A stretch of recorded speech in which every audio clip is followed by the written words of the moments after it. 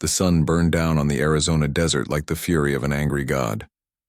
John Carter wiped the sweat from his forehead and looked across his dying ranch. The cattle stood in small groups under whatever shade they could find. Their ribs showed through their hides. The grass had turned brown months ago. Now even the brown grass was gone, leaving only cracked earth and dust. John had been ranching this land for 7 years. He had built his ranch house with his own hands. He had dug his well and raised his fences. For 6 of those years, the land had been good to him. The rain came when it should. The grass grew thick and green. His cattle grew fat and healthy. He had been happy here alone, but content with his work and his life. Then the drought came. It started slow, just a dry season that lasted a bit longer than usual. Then the next season brought no rain either. The well began to run low. The grass died. The cattle began to lose weight. John sold off half his herd just to keep the rest alive. He hauled water from town when he could afford it. He watched the sky every day, praying for clouds that never came. Now it was August of 1876, and John was down to his last 20 cattle. His well was almost dry.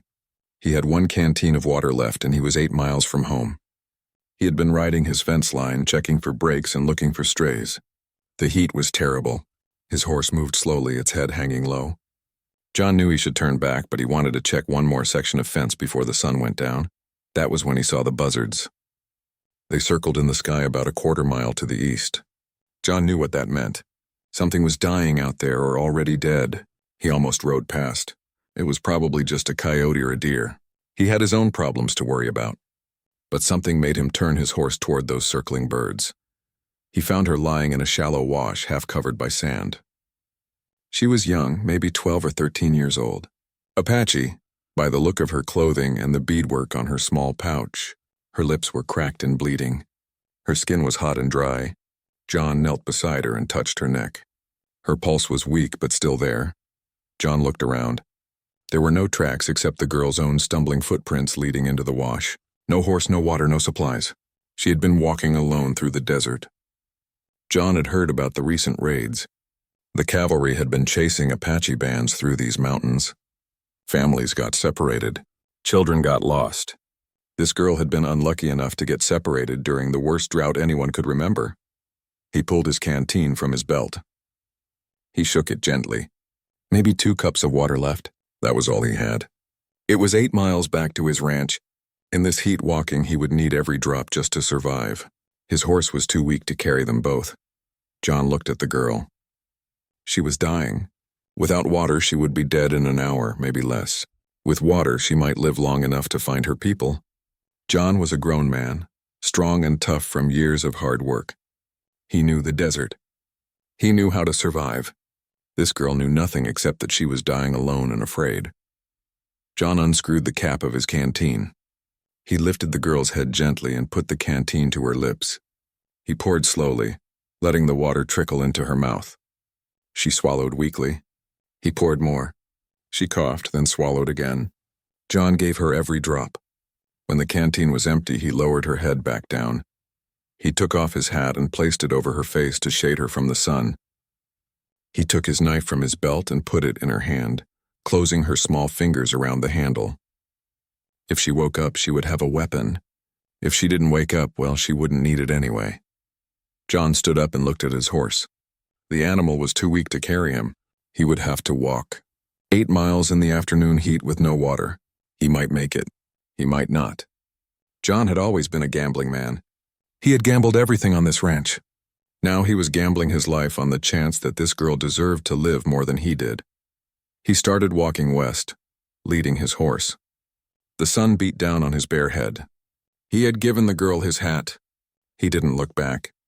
If he looked back, he might change his mind. He might go back and take the knife, take his hat, leave the girl to die and save himself. John kept walking. The miles stretched out before him. The heat was crushing. His mouth went dry. His tongue swelled. He stumbled but kept walking. His vision started to blur. He fell once, then twice. The second time, he wasn't sure he could get up. His horse nuzzled him, and somehow he found the strength to stand. The sun was setting when John saw his ranch house in the distance. It looked like a mirage, shimmering in the heat. He fell again. This time he couldn't get up. He lay on the hot ground and watched the sky turn orange, then purple, then dark. The stars came out. They were beautiful. John had always loved the stars. He closed his eyes. He thought about the girl. He hoped she would live. He hoped her people would find her. He had done what he could. It was enough. John Carter let the darkness take him, and he did not fight it. The last thing he heard was singing, soft and strange, in a language he did not know. John Carter woke up in his own bed. Sunlight streamed through the window of his ranch house.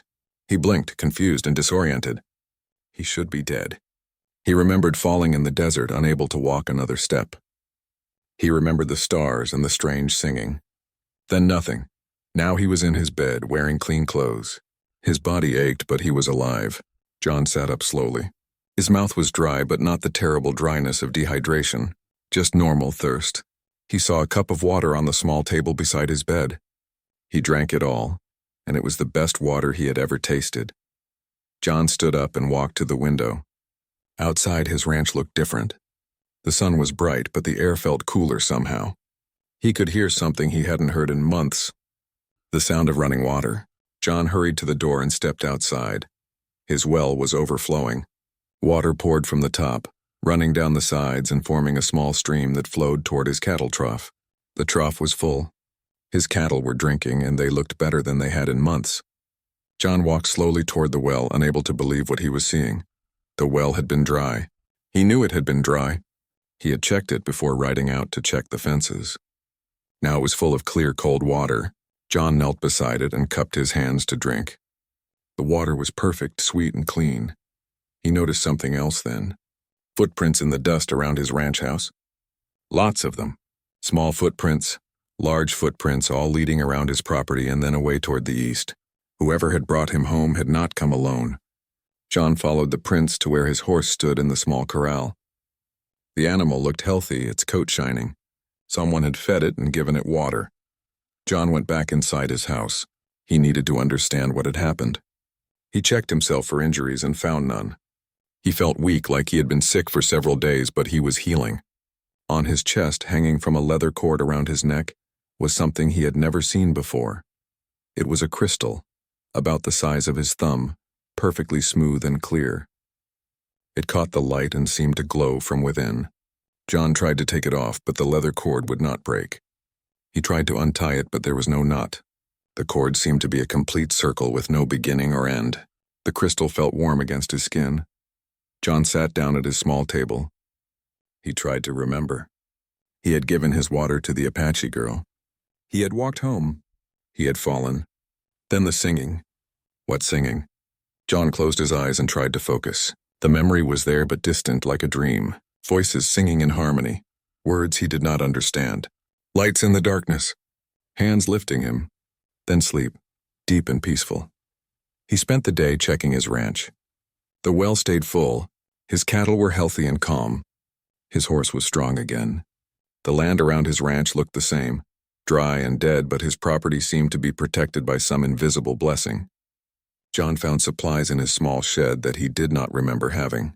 Bags of grain for his horse. Dried meat. Vegetables that should not exist in August in the middle of a drought. That night, John lay in his bed and touched the crystal around his neck. It pulsed with warmth. When he closed his eyes, he saw things. Images flashed through his mind. He saw stars. More stars than he had ever imagined existed. He saw great ships moving through the darkness of space, ships made of light and metal. He saw worlds. Dozens of them. Hundreds of them, each one different and beautiful. He saw the girl. Kaya. He knew her name now, though she had never told him. She was standing with others who looked like her, but also different.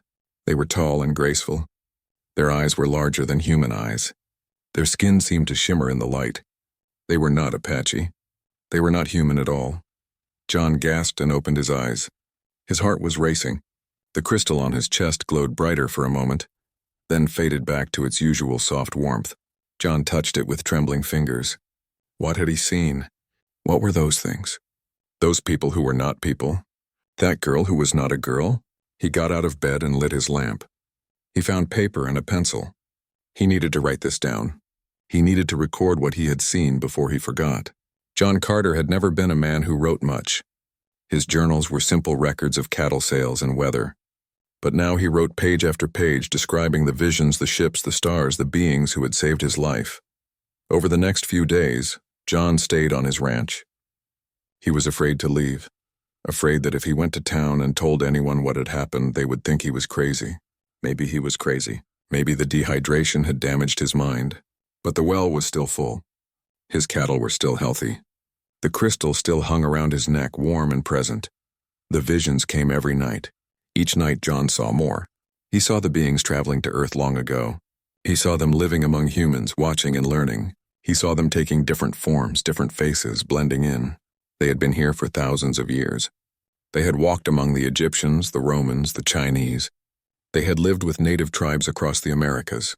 Always watching. Always hidden. He saw why they had saved him. They had been testing humanity for generations. They left chances, opportunities for humans to show what they were made of. Most people failed the test without ever knowing they were being tested. Most people chose themselves over others. That was normal. That was survival. But some people, a few people, made different choices. They gave when they had nothing. They helped when it cost them everything. They were kind when kindness was dangerous. John had passed a test he never knew he was taking. By giving his last water to a dying child, a child who was not even his own people, he had shown something important. He had shown that humans could be more than just survivors. They could be compassionate. They could sacrifice. The beings, whoever they were, had been looking for that. They had been waiting for humanity to show it was ready for something bigger. John did not understand what that meant. The visions never made it clear. But he knew, somehow he knew, that his choice in the desert had mattered. It had mattered more than anything he had ever done in his life. John kept writing in his journal. He wrote about the visions. He wrote about his theories. He wrote everything down because he felt it was important. Someday, somehow, someone would need to know what had happened here. Someone would need to understand that we are not alone, that we are being watched, and that our choices matter more than we can imagine.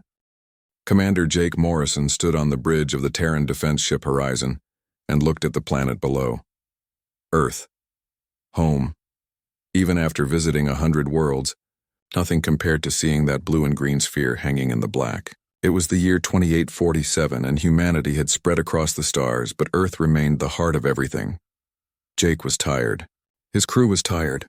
They had been on patrol for 6 months, checking the outer colonies and investigating strange signals. Most of the signals turned out to be nothing. Dead satellites, solar interference. The universe was full of noise. But this last signal was different.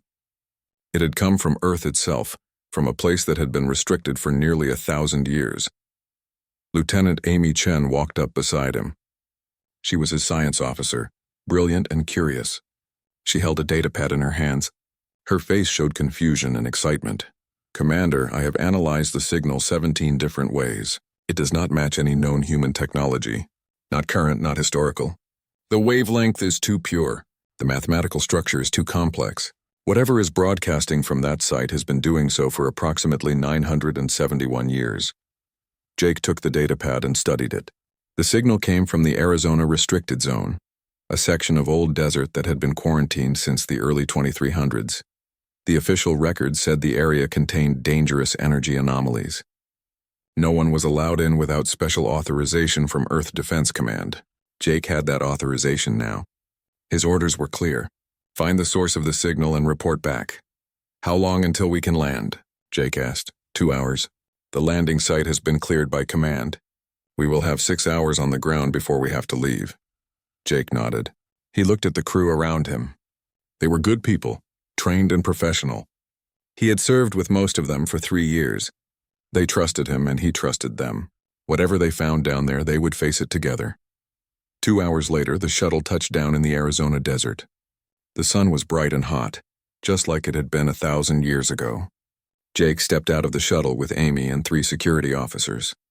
The desert looked empty, just sand and rock and scrubby plants, but his instruments showed the energy signature clearly. It was coming from about half a mile to the north. They walked toward it. The sand crunched under their boots. The heat pressed down on them, but their environmental suits kept them comfortable. As they got closer, Amy's instrument started reading higher and higher energy levels. Commander, we are approaching a level 7 containment field. That should not be possible with any known technology. Jake saw it then, a shimmer in the air like heat waves but more regular. Beyond the shimmer he could see something that did not belong in this desert. A building. A wooden building that looked like it had been built centuries ago. A ranch house. They stepped through the shimmer and everything changed. The temperature dropped. The air felt different. The ranch house stood before them, perfectly preserved. It looked like someone could walk out the door at any moment. Around the house were the remains of a corral and a well. The well had water in it. Fresh, clear water. "This is impossible," Amy whispered. She was scanning everything with her instruments. "Commander, the age of this structure is approximately 973 years. But it has been preserved perfectly. No decay, no weathering. The energy field has been maintaining it all this time." Jake walked up to the house and touched the wooden wall. It felt real and solid. He tried the door and it opened easily. Inside, the house was clean and neat. A bed in one corner. A table with a chair. A shelf with a few books. On the table was a journal, leather-bound and thick. Jake picked up the journal carefully. He opened it to the first page. The handwriting was clear but old-fashioned. He read the first line. "My name is John Carter, and I need to write down what happened to me because I think it matters." Amy and the security team entered the house. They spread out, examining everything. Amy focused on a stone fireplace where something was mounted on the wall. A photograph in a simple frame. It showed a man, stern and weather-beaten, standing beside a horse. The man wore simple rancher clothes. This was John Carter. Jake sat down at the table and began to read the journal. Page after page described a life on the ranch. Then came the entry about the drought. The entry about finding the girl. The entry about giving her his last water. Jake felt a chill run down his spine as he read. Then came the entries about waking up in his bed. The full well. The crystal around his neck. The visions. John Carter had written everything down in clear, simple language. He wrote about seeing ships in space. He wrote about beings who were not human living among people. He wrote about tests and choices. Jake looked up at Amy. "You need to read this." She came over and looked at the journal. Her eyes went wide as she read. The security team gathered around. They all stood in that old ranch house reading words written almost 1,000 years ago by a man who had seen things that should not have been possible. "Where's the crystal he wrote about?" Amy asked. They searched the house but found nothing. Jake went back to the journal and kept reading. John Carter had lived for 30 more years after his experience. He had never married. He had kept the ranch and written in his journal every week. He wrote about the visions that continued to come to him. He wrote about his belief that humanity was being prepared for something important. The last entry was dated 1906. John Carter wrote that he was dying. He wrote that he had hidden the journal in a place where it would be found when the time was right. He wrote that he hoped whoever found it would understand and be ready for what was coming. Jake closed the journal carefully. He stood up and looked around the ranch house. The energy field. The preservation. The signal. It was all connected. Someone had wanted this place to survive. Someone had wanted the journal to be found. But who and why now? Amy was scanning the fireplace with her instruments. "Commander, there is something behind this stone." A hollow space. They carefully removed the loose stone. Behind it was a small metal box. The metal was not any kind Jake recognized. Amy scanned it and shook her head. Not human. Not any material in our database. Jake opened the box. Inside was the crystal. It glowed softly, pulsing with light. It was exactly as John Carter had described it. Jake reached out and touched it. The world exploded into light and color. Jake saw everything. He saw John Carter giving water to a girl in the desert. He saw the girl transform into something else, something beautiful and alien. He saw ships descending from the sky. He saw beings who had watched humanity for thousands of years. He saw them leaving gifts and tests throughout human history. He saw the moment they decided humanity was ready. Then he saw something else. Something terrible. He saw machines, vast and cold, moving through space. He saw worlds burning. He saw civilizations dying. He saw a war that had been raging for centuries. He saw the beings who had watched humanity preparing for this moment. They needed help. They needed allies. They needed humans. Jake gasped and pulled his hand away from the crystal. He fell to his knees. Amy grabbed him. "Commander, what did you see?" Jake looked up at her. His face was pale. Everything. I saw everything. We need to contact Earth Defense Command immediately. We need to tell them what we found, because everything is about to change. 7 days later, the Apache came to Earth. Their ships appeared in orbit exactly when they said they would. Hundreds of them, beautiful and terrible, glowing with light that seemed to come from within.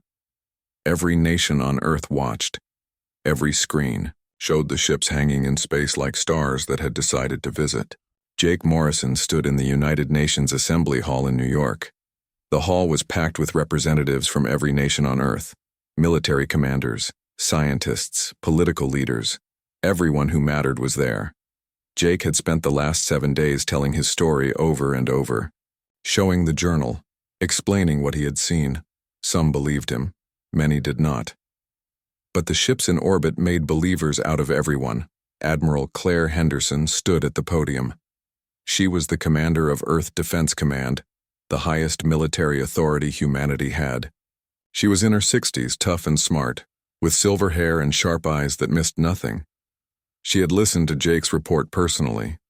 She had read John Carter's journal. She believed. "Ladies and gentlemen," she said, "we are about to make first contact with an alien species. This is the most important moment in human history. What we do today will determine the future of our species. I ask you all to remain calm and listen carefully to what they have to say." The lights in the hall dimmed. A beam of light appeared in the center of the room. In the light, a figure materialized. She was tall and graceful, with skin that shifted between silver and gold. Her eyes were large and kind. She wore robes that seemed to be made of starlight. This was Johanna, ambassador of the Apache. She looked around the hall slowly. When she spoke, her voice was clear and reached every corner of the room. "People of Earth, I greet you on behalf of the Apache Collective. I stand before you as living proof that you are not alone in the universe. We have walked among you for thousands of years. We have learned your languages and customs. We have loved your music and art. We have mourned your wars and celebrated your triumphs. Today we reveal ourselves because the time has come for humanity to take its place among the stars." The hall was completely silent. Jake watched from his seat. He saw faces filled with wonder, fear, and hope. Johanna continued, "My ancestor, whose name was Kaya in your language, was saved by a human named John Carter. He gave her his last water in the desert, knowing it would likely cost his life. That act of pure compassion convinced the Apache that humanity was ready to be contacted. But we waited. We waited for you to develop your technology. We waited for you to reach the stars on your own. We waited for you to be strong enough to hear what we must tell you." Holographic images appeared around Johanna. They showed the devourers, the machines that consumed worlds, the war that had been raging for centuries. "The galaxy is dying," Johanna said. "The devourers spread across space like a plague. They have destroyed thousands of civilizations, millions of worlds, billions of lives. The Apache have fought them for 3 centuries, but we are losing. We need allies. We need species who think differently than we do. We need warriors who will not give up even when defeat seems certain." A voice called out from the assembly. It was Ambassador Liu from the Asian Coalition. "Why us? Why should humans fight your war?" Johanna looked at him with sad eyes. "Because it is not just our war. The devourers are coming here. They have already sent scouts to your system. The Apache have destroyed them all, but we cannot protect you forever. In 5 years, perhaps less, a devourer fleet will arrive that we cannot stop. When they come, they will consume your world. They will take apart your planet molecule by molecule to build more of themselves. Every human will die, every animal, every plant, everything you have built will be erased. You will fight because you have no choice." The hall erupted in noise, people shouting, some in anger, some in fear. Admiral Henderson called for order. It took several minutes for the hall to quiet down. Another voice spoke up. This was General Martinez from the American Defense Force. "What can you offer us? What technology? What weapons?" Johanna waved her hand. New holographic images appeared. Ships more advanced than anything humans had built. Weapons that could destroy asteroids. Shields that could stop any attack. medical technology that could cure any disease, power sources that could provide unlimited energy, manufacturing systems that could build anything from raw matter. We offer you everything we have, Johanna said. Our technology, our knowledge, our friendship. We will teach you to build ships that can cross the galaxy.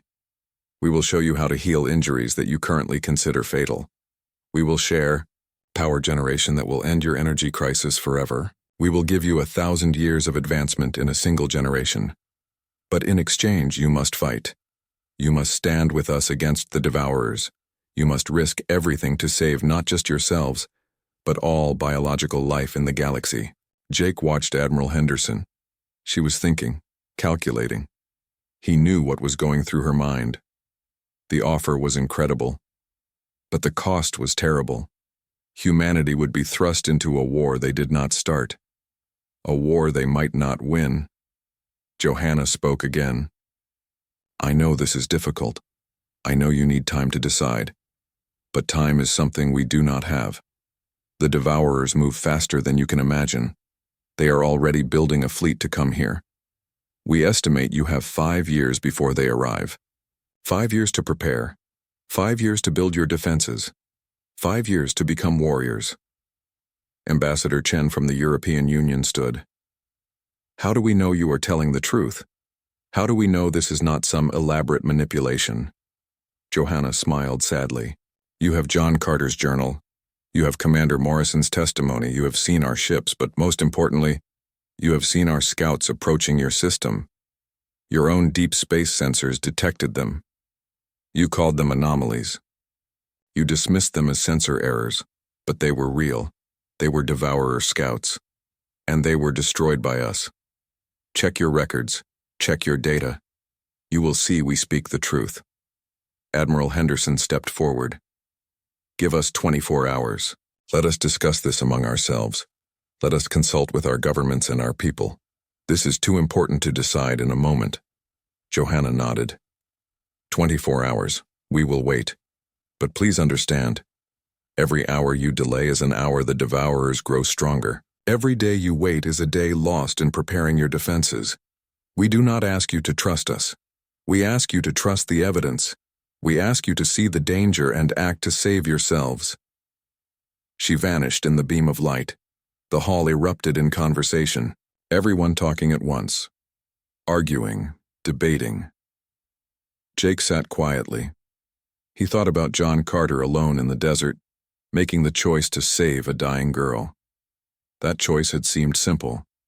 Give water or do not give water. This choice was infinitely more complex. Join an alien war or face extinction alone, but in a way it was the same choice. Help others or die trying. Admiral Henderson called for order again. We will vote tomorrow. Each nation will have one vote. Majority wins. Until then, I suggest you all think very carefully about what we have heard. Talk to your leaders, talk to your military advisors, talk to your scientists. Then tomorrow we decide the future of humanity. Jake left the assembly hall and went outside. The sun was setting. He looked up at the sky.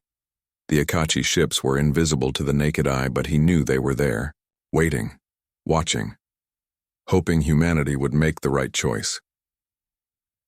He thought about John Carter, about a rancher who gave his last water to a stranger, about how one act of kindness had rippled through time to reach this moment. Jake hoped humanity would live up to that legacy. He hoped they would choose to fight, because the alternative was too terrible to imagine. His communicator buzzed. It was Admiral Henderson. Morrison, I need you at Defense Command in 1 hour. We are putting together a briefing for the Security Council. Your testimony will be crucial. Be ready to answer every question they have. Yes, ma'am, Jake said. He looked up at the sky one more time. Tomorrow, humanity would vote. Tomorrow, they would choose their future. Jake prayed they would choose wisely. He prayed they would choose to stand and fight. Because in his heart, he knew that surrender was not an option. Humanity had survived ice ages and plagues. They had survived world wars and near-extinction events. They would survive this too, or they would die trying. That was the human way. That was what John Carter had taught the Apache all those years ago. Humans did not give up, even when they should. The next 24 hours were chaos. Every government on Earth held emergency sessions. Military analysts studied the data. Scientists examined every piece of evidence. The debate raged across every platform, every screen, every conversation. Join the Apache or face the devourers alone. Fight or hide. Trust or doubt. Jake Morrison spent those hours in briefing rooms and conference calls. He told his story so many times he could recite it in his sleep. He answered questions until his voice was hoarse. Some people believed him completely. Others questioned every detail. A few accused him of being part of an elaborate hoax. Admiral Henderson worked without rest. She coordinated with military leaders from every nation. She reviewed intelligence reports. She studied the Apache technology demonstrations. Most importantly, she thought about what was best for humanity. The debate split along predictable lines. The military wanted to fight. They saw the devourers as an existential threat that had to be met head-on. They wanted the Apache technology. They wanted the chance to prepare for war on their own terms. The politicians were divided. Some saw opportunity. Alliance with an advanced alien civilization could elevate humanity to a new level. Others saw danger. Getting involved in an alien war could lead to destruction. Why not hide? Why not stay quiet and hope the devourers never noticed Earth? The scientists were cautiously optimistic. The technology the Apache offered was real. They had demonstrated it. Faster than light travel. Energy weapons. Medical advances that seemed like magic. The scientific community wanted access to that knowledge desperately. But there was another voice. A voice of fear and suspicion. Ambassador Viktor Petrov from the Russian Federation led this faction. He argued in the United Nations Assembly Hall with passion and conviction. "We know nothing about these aliens," Petrov said. "They admit they have been living among us in disguise for thousands of years. They admit they have manipulated our development. They have tested us like laboratory animals. Now they want us to fight their war for them. Why? Because they are losing. They come to us in desperation, not friendship. They need us more than we need them." Admiral Henderson stood to respond. "Ambassador Petrov, with respect, we need them desperately. Without Apache protection, the devourers will reach Earth in 5 years. Maybe less. We have no defense against that threat, none. Our weapons cannot stop them. Our ships cannot outrun them. We die unless we accept help." Petrov smiled coldly. "The Apache claim the devourers are coming. But we have only their word for this. Yes, there have been anomalies in deep space, but anomalies are not proof of an invasion. Perhaps the Apache are lying. Perhaps they want to use human soldiers as cannon fodder in their war. Perhaps they plan to conquer us once we are dependent on their technology." Another voice joined in. This was Chancellor Weber from the European Union. She was younger than most of the leaders present, but she had a reputation for clear thinking. "I share some of Ambassador Petrov's concerns, but I have reviewed the evidence carefully. The deep space sensor data is real. Something was approaching our system, something that matched Apache descriptions of devourer scouts. Those objects were destroyed by weapons beyond our technology. Someone protected us. Someone has been protecting us. The question is not whether the threat is real. The question is whether we can survive it alone." Jake was called to testify again. He stood at the podium and looked at the assembled leaders. "I touched the crystal in John Carter's ranch. I saw the devourers. I saw worlds burning. I saw billions of people dying. It was not a simulation. It was not a trick. It was a direct transfer of information into my mind. I know what I saw. I know what is coming. We do not have the luxury of doubt. We must act now or face extinction." Ambassador Liu from the Asian Coalition spoke. "Commander Morrison, you are a military officer. Of course you want to fight. But there are other options. We could build defenses. We could go deep underground. We could send colony ships to distant stars. We could survive without joining this war." Admiral Henderson shook her head. "No, we could not. The Apache have shared their intelligence with us. The devourers hunt for any sign of technology. They detect radio signals. They track ship movements. They analyze planetary atmospheres. If we have technology, they will find us. If we hide underground, they will dig us out. If we run to the stars, they will chase us. There is nowhere to hide. Nowhere to run. We stand and fight or we die." The debate continued for hours. Arguments and counter-arguments. Data and projections. fear and hope battling for dominance. Finally, Admiral Henderson stood and called for silence. "I understand everyone's concerns," she said. "I understand the fear. I understand the doubt. But I have spent my entire life in defense of humanity. I have studied every threat we have ever faced. I have planned for invasions, asteroids, pandemics, nuclear war. I have never seen a threat like this. The Devourers are not an enemy we can negotiate with. They are not an enemy we can understand. They are machines with one purpose: consume everything, convert it, spread. If they come to Earth, we die, all of us. Our choice is not fight or hide. Our choice is fight together or die alone." She pulled up a holographic display. It showed Earth's current defenses: ships, weapons, orbital platforms. Then it showed what the Apache were offering: ships that could cross light years in days, weapons that could destroy a Devourer scout ship with one shot, shields that could protect an entire planet. The difference was staggering. "With our current technology," Henderson said, "we would last maybe 3 days against a Devourer fleet. With Apache technology and 5 years to prepare, we have a chance. Not a guarantee, but a chance. That is what we are voting on today. A chance to survive. The time had come." Each nation cast its vote. The world watched on screens everywhere. The count began. Yes votes in green. No votes in red. The board filled up slowly. Major powers were split. The United States voted yes. Russia voted no. China voted yes after intense internal debate. The European Union voted yes, but barely. India voted yes. Brazil voted no. Nation after nation made their choice. The board kept filling. Jake watched with his heart pounding. The vote was close. Too close. If humanity voted no, the Apache would leave. They would save what they could and abandon Earth to its fate. If humanity voted yes, they would be thrust into a war beyond anything they had ever experienced. The final votes came in. Small nations that rarely had a voice in world affairs suddenly held enormous power. Each vote mattered. Each vote could tip the balance. The Pacific Island nations voted yes. The African coalition voted yes. The Middle Eastern nations were split. The final count appeared on the screen. 193 nations had voted. 98 had voted yes. 95 had voted no. Humanity had chosen to fight by the narrowest possible margin. The hall erupted in noise. Some cheered.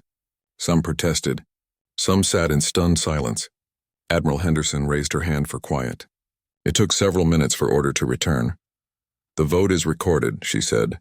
"Humanity has chosen to join the Apache in their fight against the Devourers. God help us all." Johanna appeared in the beam of light again. Her face showed relief and sadness. "Thank you. You have made the brave choice. The hard choice. We will begin transferring technology immediately. We will train your people. We will build your defenses. Together we will face what is coming. Together we will show the Devourers that biological life will not surrender, will not fade quietly into darkness." She looked directly at Jake. "Commander Morrison, you will lead the first joint human Apache military unit. You have seen the truth. You understand what we face. You will help us bridge the gap between our species. You will teach us to think like humans, and we will teach you to fight like Apache."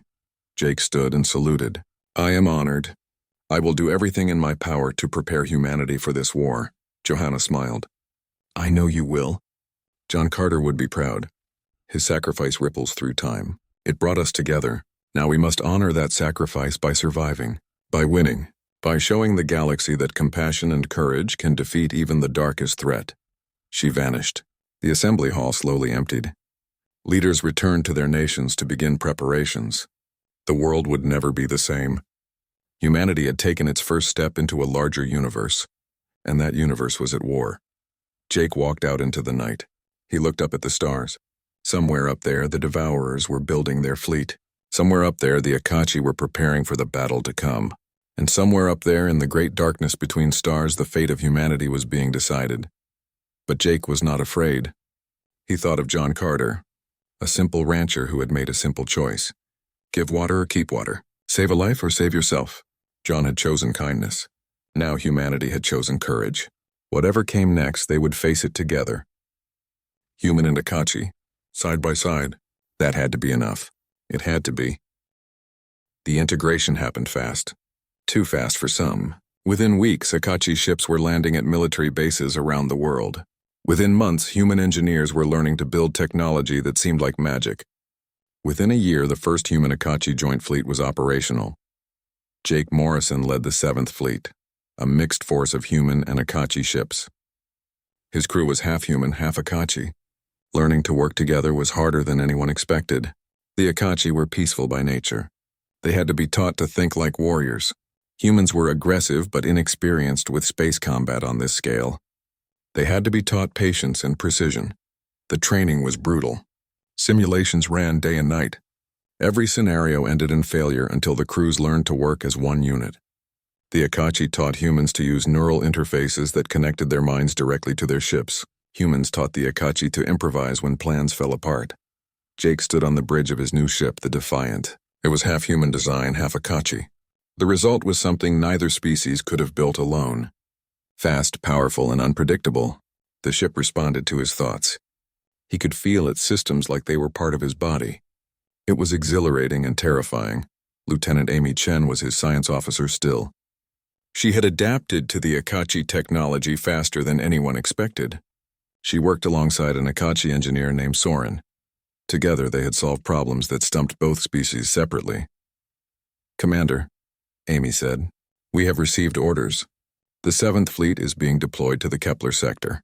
There is an Apache refugee colony there. Intelligence suggests a Devourer fleet is approaching. We are to evacuate the colony and protect it during extraction." Jake nodded. This was it. Their first real mission. He addressed his crew over the ship's communication system. "All hands, this is Commander Morrison. We are going into combat. This is what we trained for. Remember your training.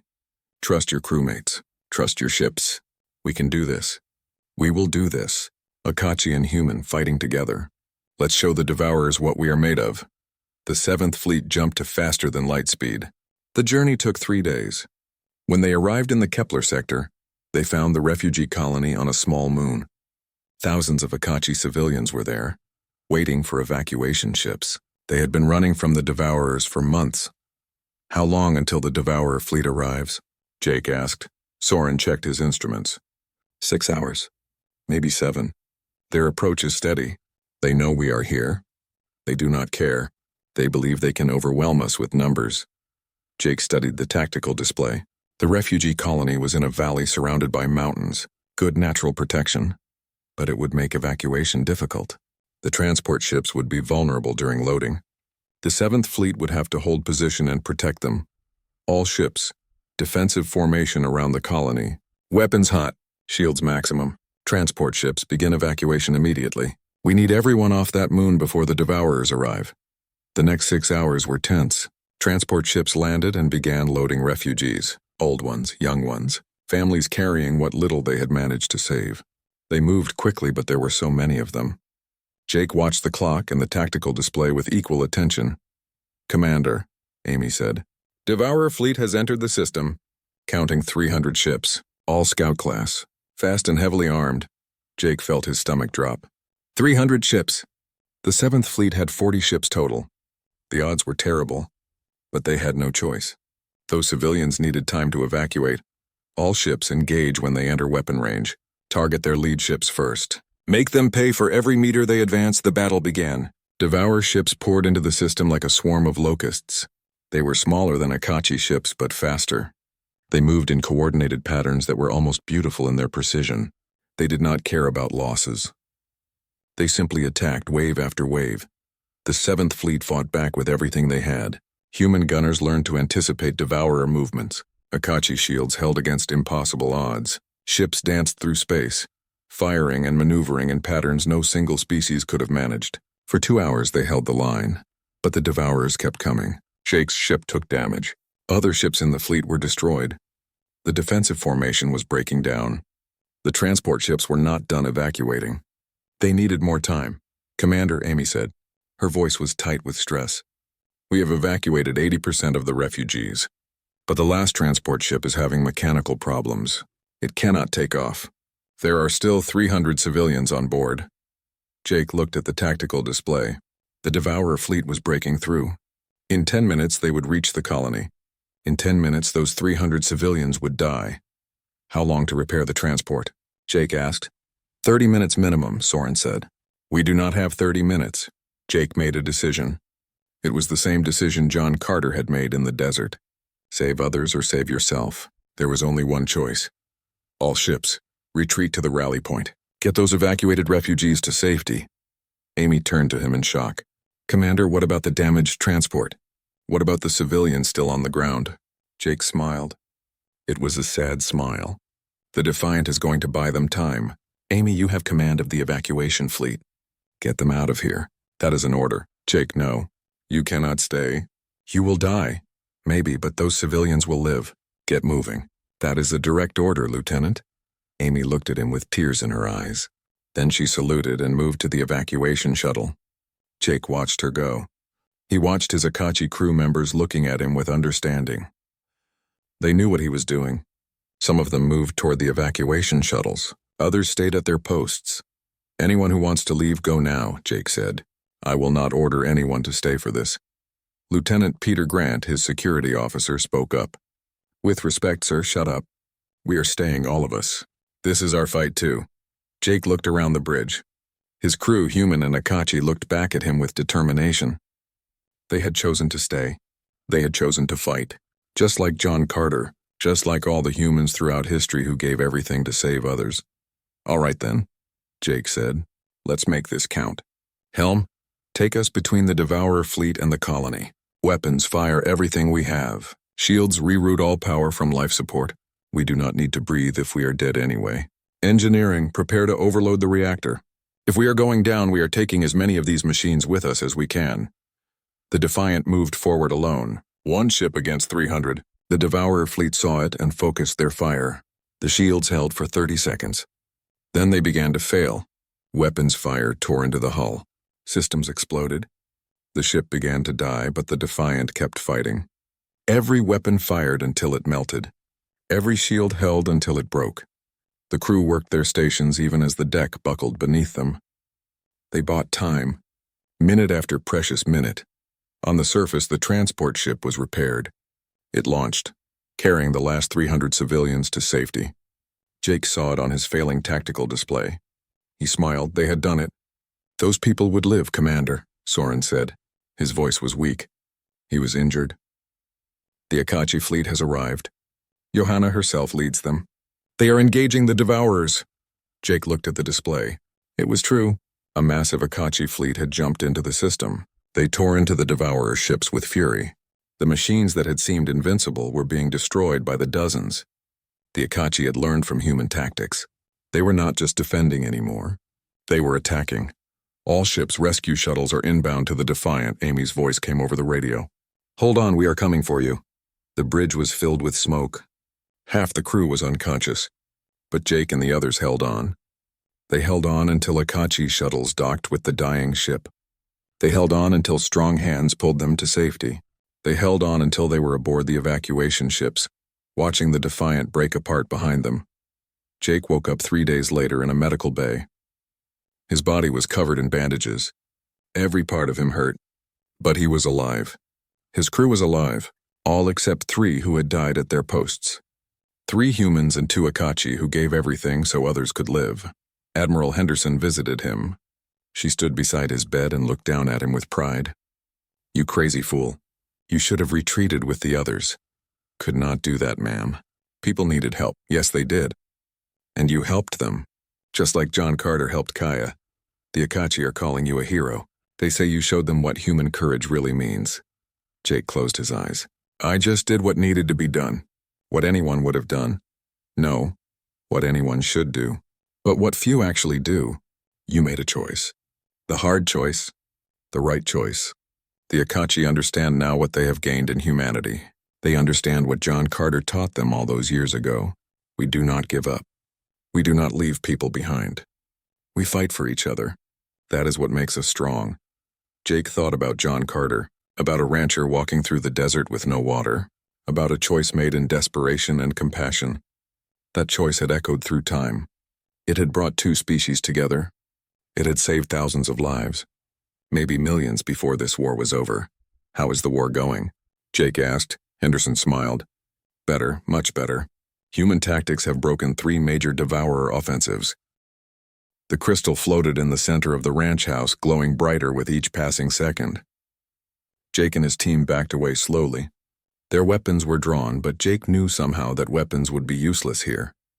Whatever was happening was beyond anything they could fight or control. The light grew so bright they had to shield their eyes.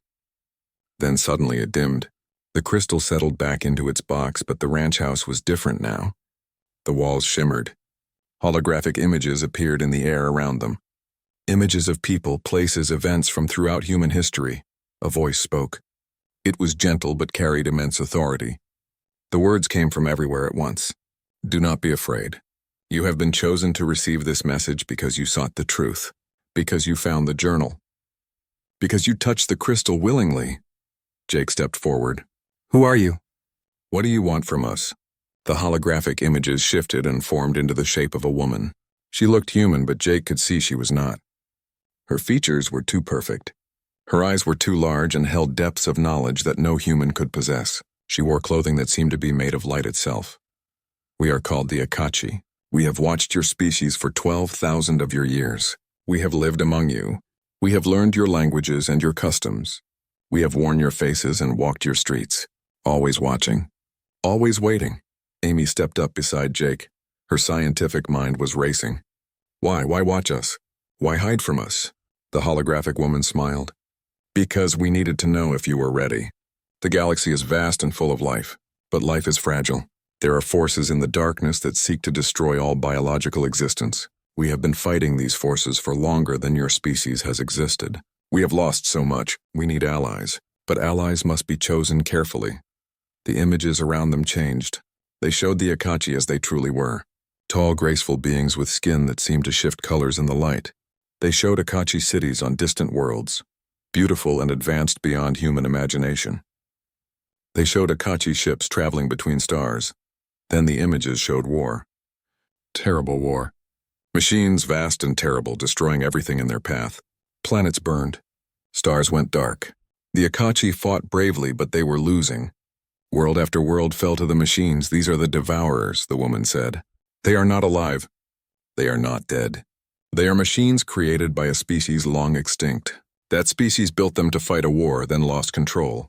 Now the devourers exist only to consume. They take matter and energy and convert it into more of themselves. They spread like a disease through the galaxy. We have fought them for 300 years. We are losing. Jake watched the images with growing horror. He saw Apache fleets fighting desperate battles. He saw evacuation ships fleeing dying worlds. He saw the slow, inevitable advance of the machine swarms. What does this have to do with John Carter? Jake asked. What does this have to do with us? The woman's image came closer. John Carter showed us something we needed to see. The Apache are an old race. We have lived in peace for thousands of generations. We are scientists, explorers, philosophers. We are not warriors. We can build weapons and ships, but we lack something that warfare requires. We lack the willingness to sacrifice everything for victory. We lack the stubborn refusal to accept defeat. The images changed again. They showed John Carter walking through the desert. They showed him finding Kaya. They showed him giving her his last water. The hologram paused on John's face as he made that choice. He knew he would probably die, the woman said. He knew that saving this one child would cost him everything. But he did it anyway, not because he expected reward, not because someone was watching. He did it because it was right. That is what we need. That is what humanity has. You fight when fighting seems pointless. You sacrifice when sacrifice seems foolish. You never give up. Amy was shaking her head. But we are not all like John Carter. Most humans would have kept the water. Most humans would have chosen to survive. Yes, the woman agreed. But enough of you would make John's choice. Enough of you have that spark of irrational heroism. We have tested your species hundreds of times throughout your history. We left opportunities. We created situations where choices had to be made. We watched to see what you would do. 73% of humans choose self-preservation, but 27% choose sacrifice. That is more than any other species we have found. That is enough. Jake felt the weight of her words. You want us to join your war. You want humans to fight the devourers. We need you to join us. Not just as soldiers, though we will need soldiers. We need your way of thinking. Your creativity in desperate situations. Your ability to find hope where there is none. The devourers have beaten us because they are predictable and we are predictable. You are not predictable. You surprise us. You will surprise them. One of the security officers spoke up. His name was Peter Grant, and he looked angry. You have been lying to us for thousands of years. You lived among us in disguise. You manipulated us. You tested us like we were animals in a lab. Why should we trust you now? The woman looked sad. You should not trust us. Trust must be earned. We have observed you. We have influenced you, yes. We guided certain developments in your technology to prepare you for this moment, but we never controlled you. Every choice humans made was truly yours. Every achievement was earned by your efforts. We simply made sure you survived long enough to reach this point. Jake thought about that. What do you mean, made sure we survived? The images changed again. They showed the solar system from space. They showed Devourer scout ships approaching Earth at different points in history. They showed Apache ships intercepting the scouts, destroying them before they could reach Earth, dozens of times, hundreds of times. We have been protecting your world since the moment we decided you were worth protecting. The Devourer sent scouts to Earth 73 years ago. We destroyed them. They have been sending scouts regularly since then. We destroy them all. But we cannot do this forever. Our resources are limited. Our fleet is stretched across 1,000 worlds. Soon, very soon, the Devourers will send more ships than we can stop. When that happens, humanity will face extinction. Unless you are ready to fight beside us, Jake looked at Amy. She looked back at him. They both understood what this meant. First contact with an alien species had finally happened, but it was not what anyone had imagined. There would be no peaceful exchange of ideas. No slow cultural integration. There would be war. Immediate, desperate war for survival. You said Kaya was a scout, Jake said. She was one of you. Did she survive? The woman smiled. She survived. She lived a long and full life. She had children and grandchildren. She told the story of the human who gave his water to save her many times. It became one of our most important stories. It reminded us that other species could be noble, could be worth saving. Is she still alive? Jake asked. No, but her descendants are. One of them is waiting to speak with you. She is the ambassador who will make formal contact with your leaders. Her name is Johanna. She chose that name to honor John Carter. She has been preparing for this meeting all her life. Jake felt tears in his eyes. He looked around at the ranch house, at the journal on the table, at the crystal in the box. One act of kindness by one man had led to this moment. One choice in the desert had changed the future of humanity. We need to go back to Earth, Jake said. We need to tell them everything. We need to prepare, the woman nodded. Go, tell them. The Apache fleet will arrive in your system in 7 days. We will reveal ourselves to all of humanity. We will offer our technology and our friendship. We will ask you to stand with us against the darkness. What happens next will determine the fate of both our species. The hologram faded. The ranch house returned to normal. The crystal stopped glowing. Jake picked up the journal carefully. This was evidence. This was proof. This would change everything. They left the ranch house and walked back to their shuttle. Behind them, the energy field shimmered and the house vanished from sight. But Jake knew it would always be there, protected and waiting. A reminder of where it all began.